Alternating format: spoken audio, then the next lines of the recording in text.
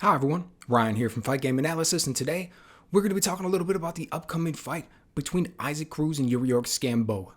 But before we jump into that, if you've been enjoying the content, please go ahead and click on the like button and also subscribe to the channel. Really appreciate your support. Alright, so fight just got announced. Cruz and Yuriorkis Gamboa are going to be on the undercard of Spence Ugas April 16th. Interesting fight in some ways. Interesting fight. You know, on the one hand, look, I've been a fan of Gamboa for a long time, man. I remember back when he first came over here from Cuba. You were back with Errol Spence, back with Guillermo Rigondeaux. Man, he was a superstar, man. People were very excited to see him come into the pro ranks. People were very excited to be able to see what he was going to do. I was one of them. Dude, he comes out and he's got the flashy hand speed. He's got really good power. He's coming out there. He's putting it on dudes. He's got good footwork and he's got the timing and everything. Like, highly, highly impressive. I remember, put it like this. I remember you think about Guillermo Rigondeaux, just an absolute cold-blooded assassin, sharpshooter, counterpuncher. Okay? People were amazed by his skill set. I mean, still are in a lot of ways, but when he first came over, people were amazed by his skill set. Just cold, calculating everything that he did. Come out there just blowing people away with the left hand and what he was able to do. I mean, he's so crazy that people just completely shut down their offense. They were scared to throw around him. He was that skilled. But he was training with Freddie Roach. You know, he wasn't getting the buzz, man. He wasn't selling tickets. He wasn't on his way to becoming the pay-per-view star that he wanted. He came over here from Cuba, gave up everything he knew and his family and everything else to earn money. Like, dude, you listen to his story. He comes out. He's like one of the most celebrated amateurs ever. Wins like 2 Olympic gold medals. Castro gave him a bike, like a parade and a bicycle in his hometown. I'm like, that was it, man. Then they were talking about, you know, they suspected him of defecting and took all his stuff, and the people on his team were talking about, anyway, long story, man, you know, but just what these dudes go through was something else. So he comes over here and you can tell that their whole point of coming over here, they're giving up everything they know and their family and all this other kind of stuff. It's to earn money, man. It's to become a professional boxer. It's to earn money. They try to send some home, different kinds of things. So you want to earn as much as possible, right? When you sacrifice everything for it, obviously you're going to want to be as successful as you can doing it. So they're talking about all the different ways that he can be more successful. Right now, hear me out. This story has a point. But he's working with Freddie Roach. And Freddie Roach says, I'm trying to get this guy to take a little bit more chances, be a little bit more aggressive, to do the type of things that I know that he can do. Because when I'm in the gym and I see the type of power that he has, he's got the type of power that you see from Gamboa. Everybody's impressed with what Gamboa does. Everybody's impressed with the knockouts that Gamboa gets. Rigondeaux's got that type of power. He's just a little bit too reserved. He's a little bit too calculating with his shots. So he picks and chooses them a little bit more, doesn't go in for their combinations, doesn't take the risks, and that's why he doesn't get them, but we're trying to work on. So I say all that to say, that's how skilled Gamboa is. That's what Gamboa brought to the table. Okay?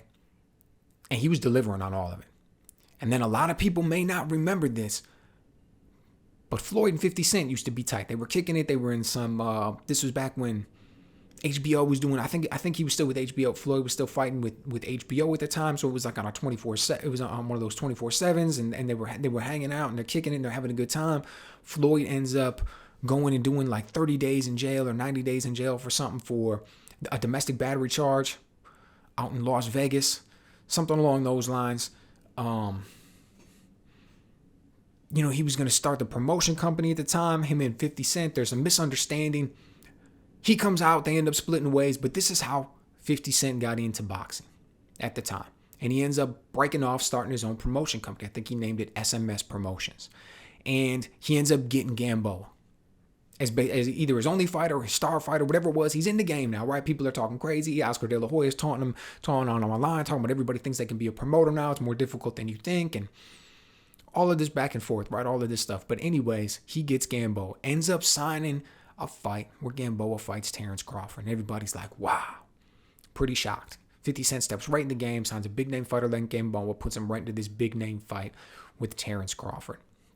Now, a few things to keep in mind. Yeah, it was a big-name fight, and yeah, he got paid and all that kind of stuff. But there's a reason that promoters don't just immediately throw guys in when they're young with bigger name guys. There's a reason they kind of pick and choose and kind of guide their career, and they're thinking about the long term and the ability to make money over the long haul. Right? What it takes, just kind of all the planning and everything. And dude, a lot of times it sucks for fans because you want to see these big fights when these guys are in the primes of their career. And this was that type of fight in the sense that, like, going into it, we were like, man, I was thinking, man, he made it quick, and Terrence Crawford is the bigger guy, and he's highly skilled, and he's younger, and just, all kinds of things. But we got it. And, Gamboa came out and he looked good at first, man. He was landing some good shots. He was looking slick. He was quick, even though he was undersized for it. But, not only was Terrence Crawford incredibly skilled himself, but he was bigger, taller. He's got the longer reach. I remember he switched to southpaw and started to break him down. And he ended up getting Gamboa out of there, man. Knocked him out. Just an amazing fight. If you haven't seen it, I highly, highly, highly suggest that you go back and watch it. You won't be disappointed. But then over time we saw, Gamboa just, he wasn't quite the same fighter. I don't know exactly what it was. And, then he ends up going in there against Gervonta Davis. We see what happens with that fight. Goes in there, ends up losing to Devin Haney. I mean, he's like 40 years old now. He's slowed down. He's not the fighter that he used to be. So getting this fight against Isaac Cruz, young, hungry, 23 years old, came out, looked very good against Gervonta Davis. Right? Yeah, Gervonta Davis won that fight, but he looked very good. He did exactly what we expected him to do. He's a dude who's highly aggressive. He's on his front foot. He's coming forward. The ideal Isaac Cruz fight is the one which you see against Diego Magdaleno. When the bell rings, he walks right across the ring, catches you while you're still in your corner, and just starts beating you up like you're the heavy bag. Just plants his feet and just starts getting maximum torque on those shots, working the body, working upstairs, gets him out of there, just landing heavy leather. Like, that's the way that he wants to do everything. He wants to fight in a phone booth and just land these big shots. Big left hooks to the body, big overhand rights upstairs. But it's not just quite that simple. He's got some nuances to his game as well. You can see that when he comes forward, his footwork isn't flashy, it's not great, but it always has him in a good position. Always has him basically where he wants to be. Doesn't cut off the ring great. He can follow you around at times, but he gets into the range that he wants to be at. Doesn't smother his work too much. He's able to get his shots off. Very good head movement. Bobs around, weaves, gets off the center line, gets underneath shots very well. Like, I would say that part of his game is underrated. Look at against Gervonta Davis. A few things that we noticed. Gervonta Davis had to use a lot of footwork to constantly get out of the way of what Cruz was bringing. He was able to do it, right? Because Cruz isn't an absolute master of cutting the ring off or whatever, but constantly kept him on his back foot, constantly had to work the jab, constantly had to move around the ring, had to circle out a lot to get back to the center. Cruz was able to come in and land a lot of good shots. The other thing, Cruz was able to slip a lot of shots through his head movement, and he was great at picking them off with his gloves. He did great at blocking shots, up to and including the one that Gervonta Davis ended up hurting his left hand. Right, I think Cruz came in behind a jab. Gervonta Davis slips it, tries to land that left uppercut, and you can see the way his hand bends in there, that's highly likely that's the one he hurt his hand. That's because Cruz had that right glove just pasted to his chin, man. He was there ready to block a lot of those shots coming in. And he made a name for himself in that fight.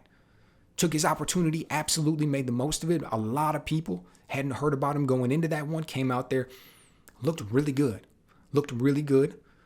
But we also saw where his problems are. His problems are with the movement. We saw that in that fight. I want to say it was with Romero at first. Little bits of movement can give him trouble, and we saw that same thing in the fight with Gervonta Davis. But he's young, dude. He's like 23 years old. He's still improving, still going. So he gets this fight with Yuriorkis Gamboa. And, my first thoughts on it are, I'd be way more interested in seeing what happened if it was a young Gamboa.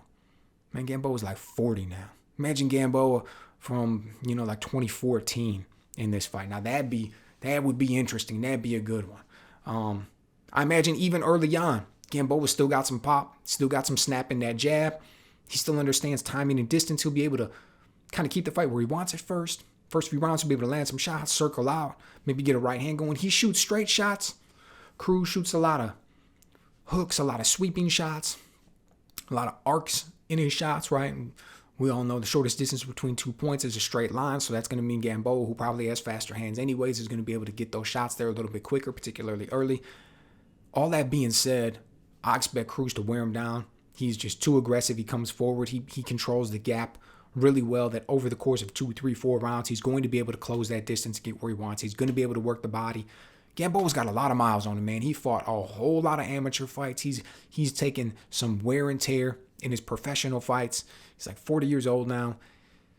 It's going to add up on him. It's going to add up on him. That gas tank's going to wear out quick from that pressure that Cruz applies. I think that when he comes in and he starts landing those hard shots, it's just going to be too much. Like, he's going to put up with that for 12 rounds. Dude, I'm going to be paying attention as this one gets a little bit closer. You know, it's just my first thoughts on it now. I'll be hoping to see what he looks like in training camp and everything. But I'll tell you what, man, he's going to have to come out and have one of those fights where it's like, you know, the saying, all great fighters have one last great fight in them. This would have to be that type of a moment for Gamboa, I think. Not because Cruz is some superstar, standout, just amazing type fighter where you have to be a world beater to beat him. But it's just styles make fights. And I just think that the pressure that Cruz applies and his age, his gas tank and everything, and the way he comes on there and shoots those hard shots, it's going to be really hard to deal with that over the course of a 12-round fight. So let me know what you guys think. I'm really interested in this one. It's gonna really add to the card. Spence Ugas was already a good fight. We were already signed up to watch that one. So this one's gonna be highly interesting on the undercard. Let me know what you guys think. How do you think this one is gonna turn out?